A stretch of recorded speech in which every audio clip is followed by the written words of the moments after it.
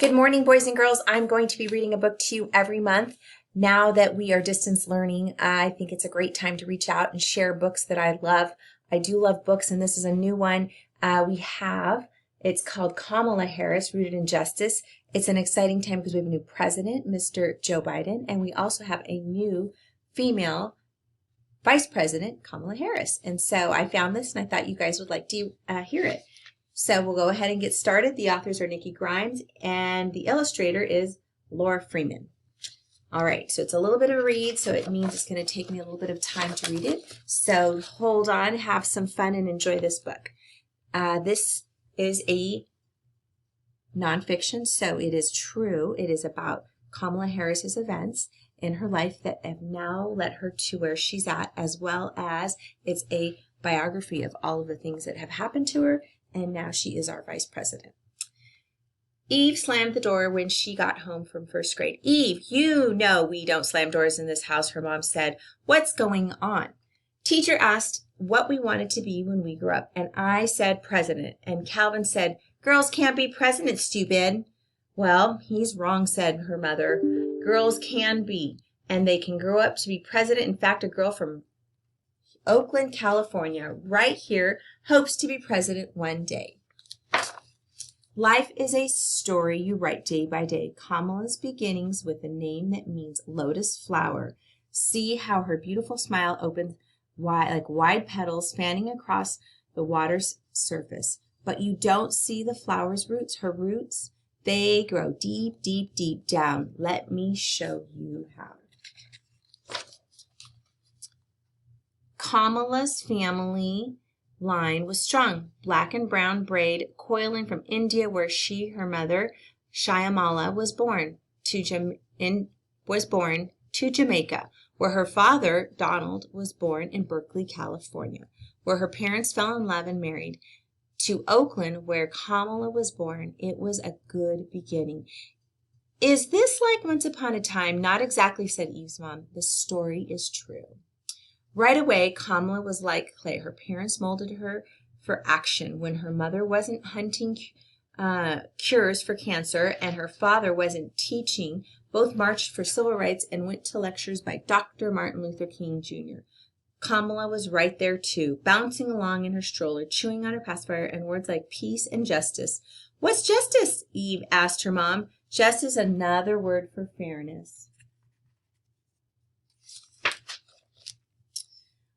Once, when tiny Kamala was fussing, her mother couldn't figure out what was the matter. "What do you want, little girl?" she asked. "Freedom," said Kamala, and a waterfall of laughter sputtered from her mother's mouth. At demonstration marches often chanted, "What do we want?" And the answer was freedom. Little Kamala had been listening.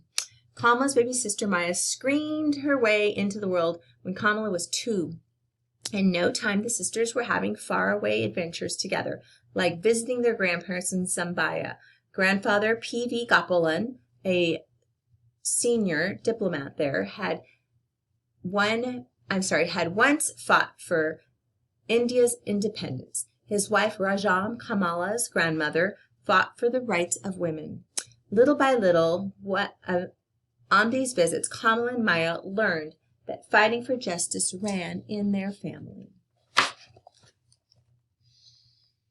Sadly, when Kamala was 7, her family squeezed into a different shape. Her parents divorced and her daddy moved to Palo Alto, while Mommy and the girls packed for the Flatlands, the black working class area in Berkeley. Having a long-distance daddy can make your heart hurt. But Kamala's new neighbors welcomed her family with smiles and helping hands, warm as sunshine. Still, Kamala was sometimes lonely for her daddy. Luckily, her godmother, Aunt Mary, lived close by and gave Kamala extra hugs whenever she needed them. Like other black and brown kids in the Flatlands, Kamala was part of a California program to integrate the schools. Every day, she rode a yellow bus, bumping through the familiar city streets all the way to the wealthy white part of town with sprawling hillsides painted with gardens. Thousand Oaks Elementary was a world away, but Kamala didn't mind. There she got to meet kids who were rich and poor, black and white, kids who celebrated holidays she'd never even heard of. The teachers taught her to count to 10 in many different languages. Oh, I can count to 10 in Spanish, said Eve. Who taught you that? Asked Mom. Guadalupe from next door. Eve smiled proudly. School let out before Miss Harris got home, so Kamala and Maya spent afternoons at Shelton's house 2 doors down, where Miss Regina Shelton ran daycare and after school programs with posters on the wall from Frederick Douglass, Sojourner Truth, and Harriet Tubman. Mrs. Shelton was a second mother to Kamala, always encouraging her to have confidence. Once Mrs. Shelton bit into the lemon bar Kamala had made all by herself, accidentally using salt instead of sugar. Oh, delicious, said Miss Shelton. Maybe a little too much salt, but really delicious, she said, never pointing out Kamala's total failure.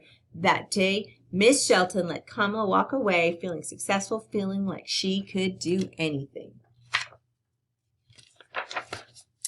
After school, Kamala's days bulged with busyness. She had homework, piano lessons, ballet classes, Barbie lessons. Thursday nights were the best, though. The family could go to the Rainbow Room, a culture center celebrating Black art, music, books, and film. James Baldwin spoke there. Maya Angelou read there, and Nina Simone sang there. Nina's gravelly voice version of To Be Young, Gifted and Black often rang through Kamala's house. The more she heard this favorite song, the more Kamala thought, I'm young, gifted, and black too. On Sundays, when they weren't visiting their father, Kamala and Maya rocked from side to side at the 23rd Avenue Church of God, where they tapped tambourines and sang as part of the children's choir. Fill my cup, Lord, was Kamala's favorite hymn. The church was where she learned the Bible, that God asks us to speak up for those who can't, to defend the rights of the poor and needy, like some lawyers do. Her Uncle Sherman was that kind of lawyer. Maybe someday Kamala would be one too. I don't want to be a lawyer, said Eve, but I like making sandwiches for the homeless. That's helping too, right? Right, said her mom. In her first year of middle school, Kamala would need a lot of faith. She learned a new lesson about change, a lesson dressed in down jackets and mittens. Her family was moving northward, 12 feet of snow, and her mother's new job waited in Montreal. It will be a wonderful adventure, said her mother. Shyamala told her girls, but Kamala grumbled. The thought of leaving her friends and the warmth of sunny California made her shiver. It was February in Montreal, robed in winter's sparkling white, felt like it had ice in its veins. Kamala couldn't stop shivering. Worse yet, their neighbors spoke French, a language Kamala's mother insisted the girls learn. The English name of the French school her mother handpicked for them was Our Lady of the Snows. That's a funny name, said Eve. Maybe, said her mom, but Kamala wasn't laughing. Montreal was no place for a lotus flower. Sighing, Kamala unpacked her new clothes and her old adventures, like marching for change with her mom. One spring, when the temperature rose enough for the outdoor sports, Kamala and Maya marched in front of their apartment building, waving picket signs because kids weren't allowed to play soccer on the front lawn. It wasn't fair, said Kamala, and Kamala cared a lot about fairness. The building's manager read Kamala and Maya's signs and changed the rules. Kamala adjusted to life in Canada, but memories of her home country still rang in her heart like a bell. After graduating high school, she ached to return to America, where her parents had nursed her on the civil rights movement. She couldn't wait to follow in the footsteps of her heroes, Constance Baker Motley, Charles Hamilton Houston, and Thurgood Marshall. Marshall had attended Howard University, and Kamala decided she would too. On her first day at Howard, Kamala turned this way and that, smiling at the faces of students from America, Africa, and Caribbean. It was Thursday night at the Rainbow Sign, all over again, where everyone in the room was black like her. They reminded her of home and the people she wanted to help, the people she wanted to fight for. The university would begin to teach her how. Howard seemed like a perfect place to run for her very first campaign. It was for class representative of the Liberal Arts Student Council. Her competition was tough, but so was Kamala. Every day between classes, she passed out flyers in the campus yard and told any students who listened that they should vote for her. When the last ballot was counted, Kamala came out the winner. Daddy says I don't have any competition because there's only one of me, said Eve. That's right, said her mom. He should tell Kamala there's only one of her. Eve's mom just smiled. Kamala's time at Howard was focused on the future. She competed on the debate team to sharpen her speaking skills. She interned at the Federal Trade Commission. She did research at the National Archives to study the workings of government. On the weekends, she joined fellow students on the National Mall in Washington, D.C. to protest apartheid in South Africa. Kamala was preparing to be a woman warrior. Like Wonder Woman, asked Eve. No, better, said her mom. Wonder Woman isn't real. Nothing matched the magic of her second summer break when Kamala stepped through the doors of the private Senate subway as an intern for Senator Alan Cranston. Kamala could barely hold in the secret of her joy. What could be better than learning from someone whose footsteps echoed in the halls of power every day? After Howard, California called Kamala home to study at Hastings College of the Law, court cases and contracts filled Kamala's mind, but changing lives filled her heart. Elected president of the Black Law Students Association, Kamala invited major law firms to do a job fair so that more Black graduates had a fair chance to be hired by the best companies in the country. This work was great practice for Kamala's future.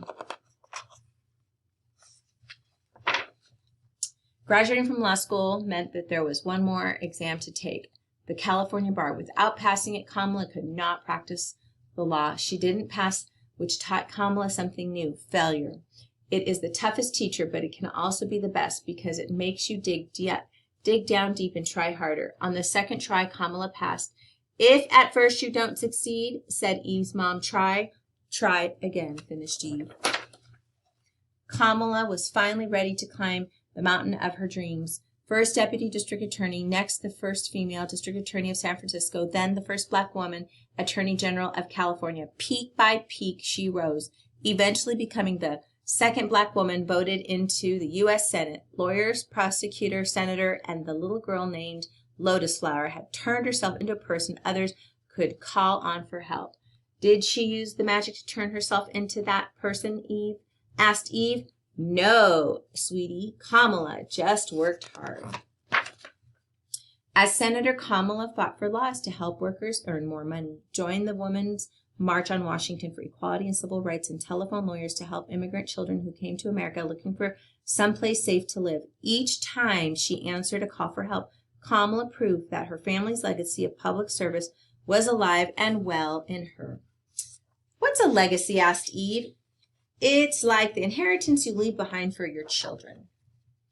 Kamala had traveled far, but she hadn't finished climbing yet the mountain of her dreams. On Martin Luther King Jr.'s birthday, on the TV show Good Morning America, Kamala told the world, I'm running for president of the United States. Senator Kamala Harris, live on GMA, rising Democrat star announces presidential run. She immediately got goosebumps, wondering if Shirley Chisholm, the first Black woman to run for president, was smiling down from heaven that very moment. Months into the race, Kamala realized that running for president cost more money than she thought, and Kamala's campaign team didn't have enough. She decided to give her run-up for the 2020 presidential nomination. Sad to leave the race, Kamala looked forward to all the good work she could still do as senator. That's okay, said Eve. If at first you don't succeed, try again. Exactly, said her mom. Will Donald Shyamala's daughter ever get to the White House home? Only God knows. Kamala Harris is still writing her American story. And so are you. I know what happens next, said Eve. What? Asked her mom. Tomorrow, I'll tell Calvin what's wrong, what he's doing is wrong, and he's a doofus. Eve Temple, I taught you better than that, said her mother. Okay, said Eve, her fingers crossed behind her back. I won't tell. Great story, boys and girls. I love sharing it with you. I look forward to reading more books to you. Please continue to enjoy reading, and I will see you next month. Have a great one.